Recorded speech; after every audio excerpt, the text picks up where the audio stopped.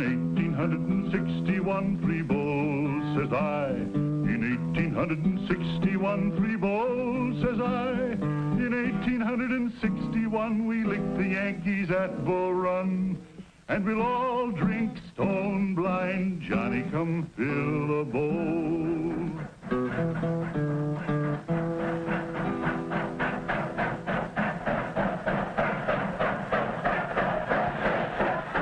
In 1863, a special train had come up from Washington, bringing a mighty important man who had a speech to make at a place called Gettysburg. Today, Gettysburg lies peaceful and quiet in the foothills of the Blue Ridge Mountains. But what happened there some time back is history.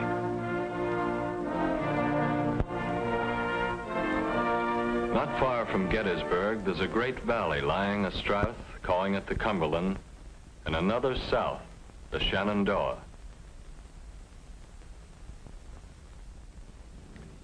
And at Harper's Ferry, right where the valleys meet, a grave and tragic conflict springs to life. I, John Brown, am now quite certain that the crimes of this guilty land will never be purged away, but with blood. John Brown's body lies a moldering in the grave, but it marched on above the great valley, anticipating a deadly struggle between two ways of life.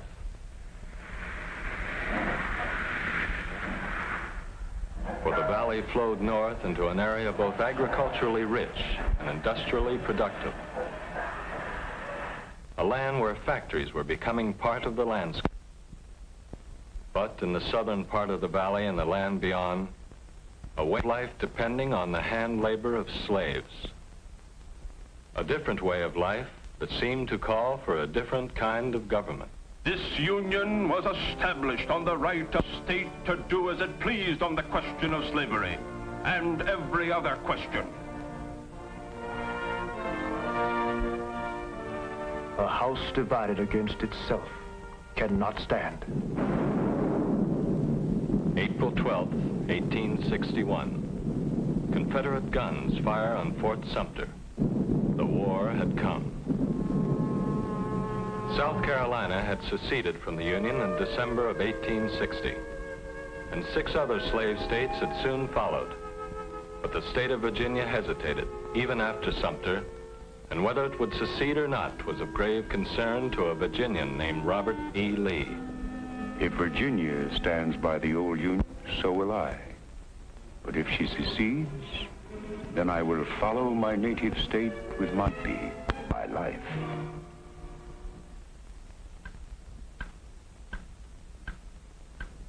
And so, when Virginia seceded, 5 days after Sumter, the North lost more than a state. It lost a general.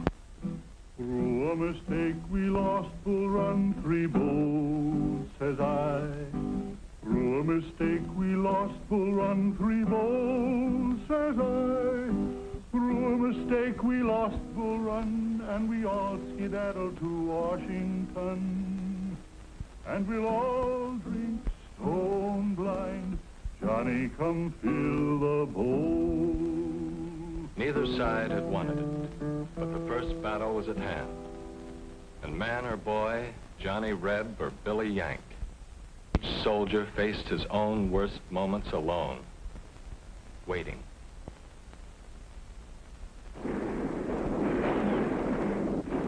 The raw northern troops hadn't meant to run that day, but run they did.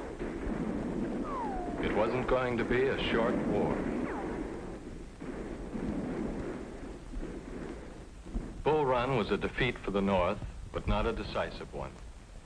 And by the spring of '62, McClellan, now with a tough and disciplined army, the Army of the Potomac, embarked aboard a huge fleet of wooden ships to the James River for a drive on Richmond.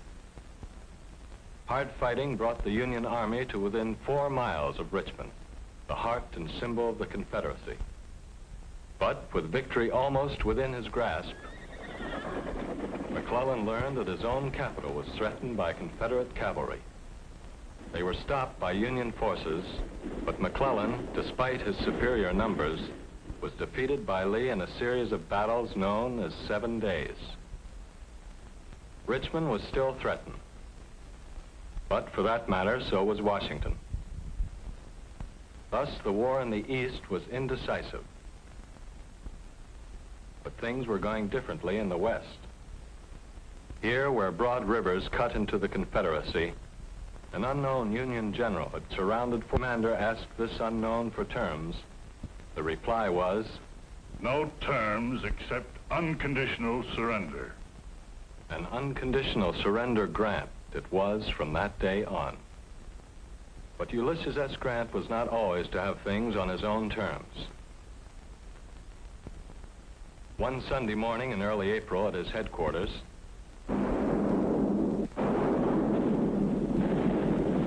Grant's forces had been surprised, and thus began the terrible Battle of Shiloh.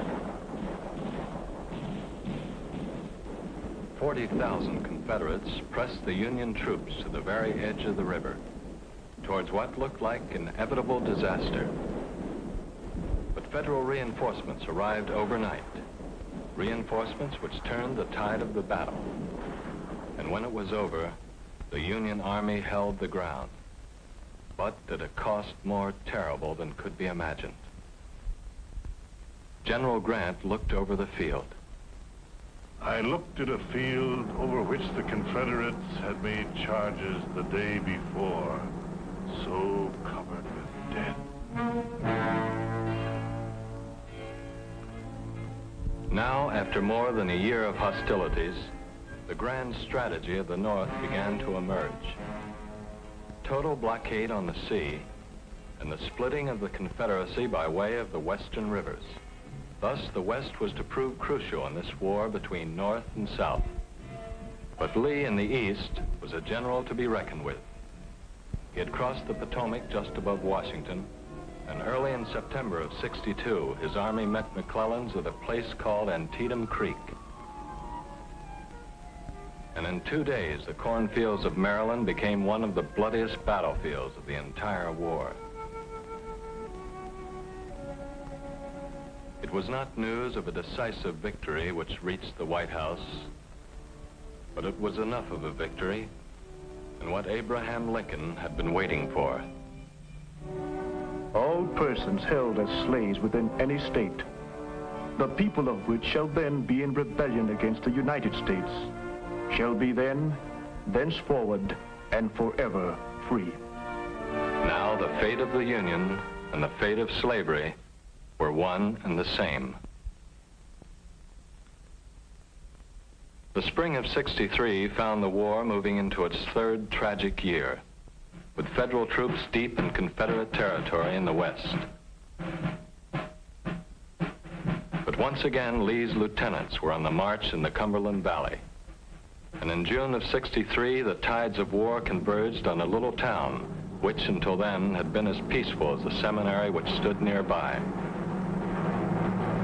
A town called Gettysburg. Now, two determined armies faced each other. 75,000 men under Lee, 90,000 or more under Meade. The hardened veterans entrenched on Little Round Top waited. The Union sharpshooters in Devil's Den waited. The fertile fields of Pennsylvania waited.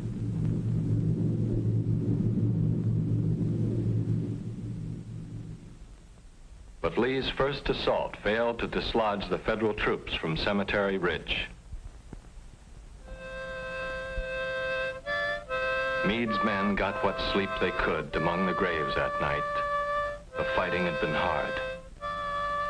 And when morning of the third day came, Lee mounted his fateful attack.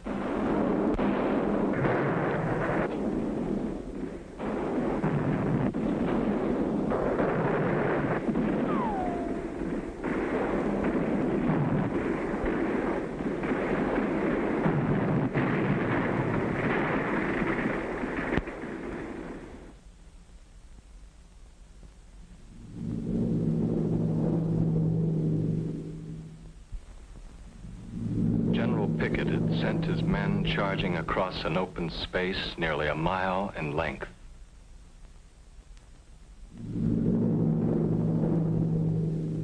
They had moved with the steadiness of a dress parade. Their defeat was one which all but sealed the fate of the Confederacy.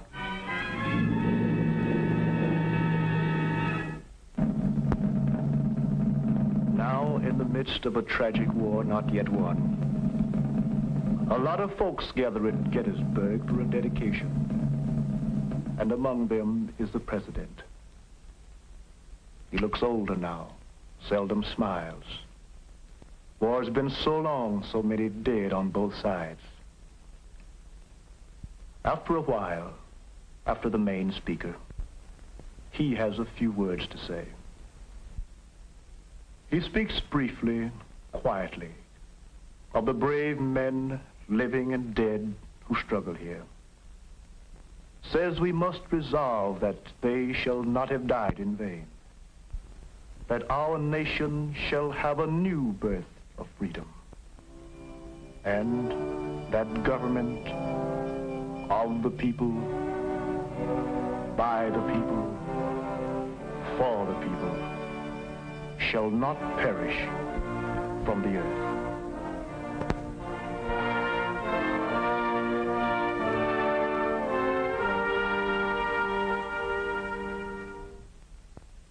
But the terrible war went on, and once again the West proved crucial. Vicksburg had surrendered to Ulysses S. Grant in July of '63. Then Grant took command in Chattanooga and stormed the Confederate positions on Missionary Ridge. East Tennessee, the way into Georgia, was now in Union hands, as was the Mississippi River. The Confederacy was divided, and in Grant, Lincoln had at last found a fighting general. Now placed in supreme command of all Union forces, Grant threw the Army of the Potomac into the Wilderness Campaign. Slashed at Lee's line, was pushed back, struck again and again. The South was slowly being worn down by the better equipped and larger armies of the North, by strangling blockade on the sea. And once again, word came from the West. Federal victories there were opening the way into Georgia. And the way into Georgia was taken by William Tecumseh Sherman. Atlanta fell to Sherman in August of '64, and then began a 300-mile march to the sea, a march whose mission was to destroy the productive heartland of the South, a march whose mission was accomplished. The garden area of the Confederacy was laid waste. In 1864, the rebels had enough of the war, and we'll all drink stone blind. Johnny, come fill the bowl. The war could not go on much longer. Grant besieged Petersburg, and with Sherman's cavalry joining him, forced Lee to abandon his capital. It is April 3rd, 1865. Lee's armies are all but surrounded. 6 days later, two former graduates of West Point meet in a small house in a town called Appomattox. And Ulysses S. Grant, whose initials stand for unconditional surrender, converses at length with Robert E. Lee, who hopes for something better than unconditional surrender. My men would like to take their mounts home with them for the spring plowing. Yes, it's doubtful if they will be able to put in a crop without the horses they are now riding. With malice toward none, with charity for all, let us bind up the nation's wounds, to care for him who shall have borne the battle, and for his widow and his orphan, to do all which may achieve and cherish a just and lasting peace among ourselves and with all nations.